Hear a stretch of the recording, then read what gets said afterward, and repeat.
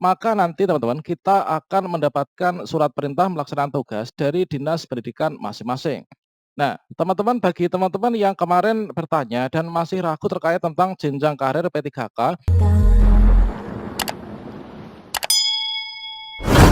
Assalamualaikum warahmatullahi wabarakatuh, sobat-sobat calon guru, selamat datang di channel Calon Guru. Bagi sobat-sobat guru honorer lulusan PPG dan juga guru sekolah swasta serta THK 2, bagi teman-teman yang telah lulus seleksi P3K tahap 1, teman-teman harus segera mengisi daftar riwayat hidup dan juga mengirim pemberkasan.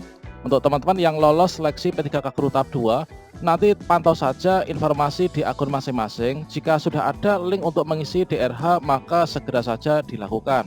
Nah, sobat-sobat semuanya, bagi teman-teman yang telah mengirimkan DRH dan juga pemberkasan secara paperless, nanti teman-teman menunggu untuk pengusulan NIP3K dan juga Pertek BKN. Setelah itu barulah nanti instansi kita akan menerbitkan SK P3K.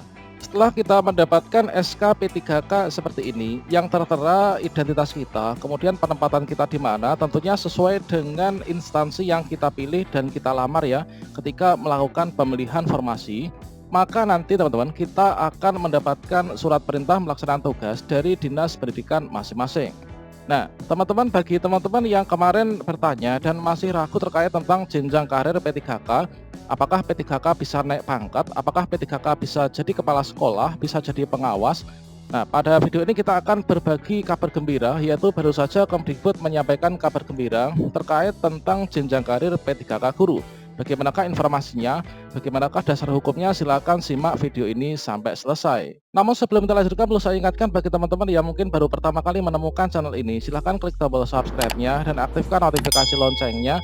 Dan nanti jika ada update video terbaru, teman-teman tidak akan ketinggalan informasi. Baru saja terbit Permendikbudristek nomor 40 tahun 2021 tentang penugasan guru sebagai kepala sekolah.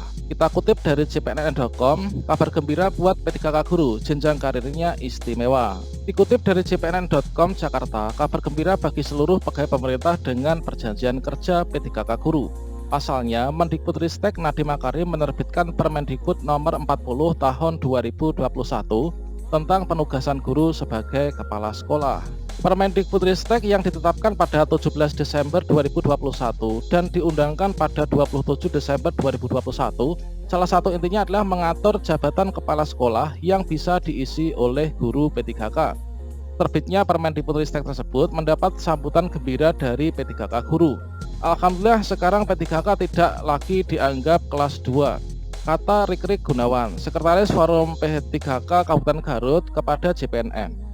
Dia menyebutkan Permendikbudristek nomor 40 tahun 2021 itu mengangkat derajat P3K. P3K bukan lagi kelompok penggembira karena bisa menduduki jabatan manajerial. Rikrik mengungkapkan sudah berkoordinasi dengan Dinas Pendidikan Kabupaten Garut untuk menanyakan isi Permendikbud nomor 40 tahun 2021 tersebut. Dari informasi tersebut, mereka pun makin bangga menjadi P3K karena Kemdikbudristek memang benar-benar ingin menyamakan status P3K dengan PNS. Saya senang dengan adanya kebijakan ini, berarti P3K memang bukan ASN KW seperti persepsi sebagian orang. Jenjang karirnya pun begitu istimewa, terangnya. Dia berharap para P3K guru lebih termotivasi untuk selalu membaktikan diri sebagai ASN serta menjalankan fungsi-fungsinya dengan baik. Janji pemerintah bahwa P3K itu setara PNS perlahan-lahan mulai dibuktikan, ungkas Rikrik Gunawan. Sebelumnya, Sekretaris Ditjen Guru dan Tenaga Kependidikan GTK, Kemdikbudristek Nunuk Suryani mengatakan pemerintah tidak ada perbedaan antara P3K dan juga PNS. Keduanya diperlakukan sama karena sama-sama ASN. Kemdikbudristek merevisi Permendikbud soal pengisian jabatan Kepsek dengan memasukkan pasal untuk P3K guru. Tujuannya agar jabatan Kepsek bukan hanya milik PNS guru tapi juga P3K. Selanjutnya kita akan mengetahui bersama yaitu isi dari Permendikbud nomor 40 tahun 2021 tentang penugasan guru sebagai kepala sekolah. Hal tersebut tertuang dalam bab 2 persyaratan penugasan guru sebagai kepala sekolah pada satuan pendidikan yang diselenggarakan oleh pemerintah, daerah, ataupun masyarakat. Yang mana di sini tertuang pada ayat yang pertama, yaitu guru yang diberikan penugasan sebagai kepala sekolah harus memenuhi persyaratan sebagai berikut. Yang pertama, memiliki kualifikasi akademik paling rendah ini adalah sarjana S1 atau diploma 4 dari perguruan tinggi dengan program studi terakreditasi. Kemudian yang kedua, memiliki sertifikat pendidik. Jadi kabar gembira bagi teman-teman yang mendaftar P3K Guru ini sudah memiliki afirmasi A ya, atau afirmasi sertifikat pendidik.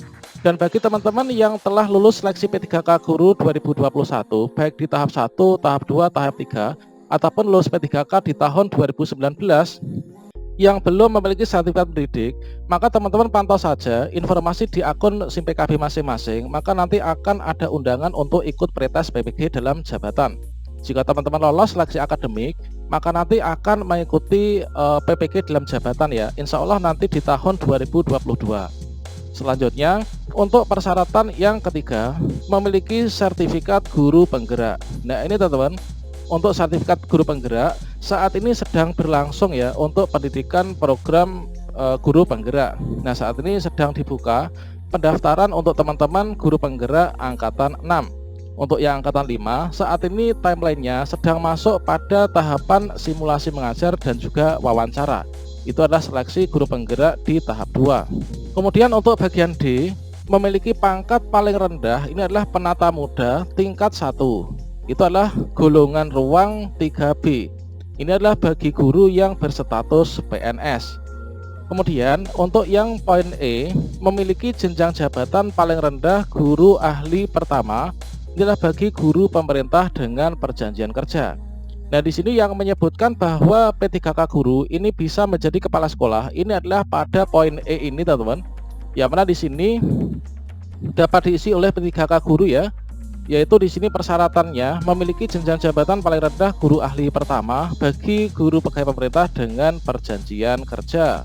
Selanjutnya pada poin F, nah di sini memiliki hasil penilaian kinerja guru atau PKG dengan sebutan paling rendah baik selama 2 tahun terakhir untuk setiap unsur penilaian.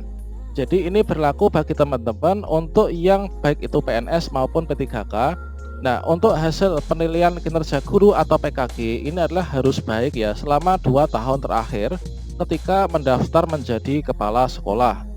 Berikutnya di poin G, memiliki pengalaman manajerial paling singkat 2 tahun di satuan pendidikan, organisasi pendidikan, dan atau komunitas pendidikan.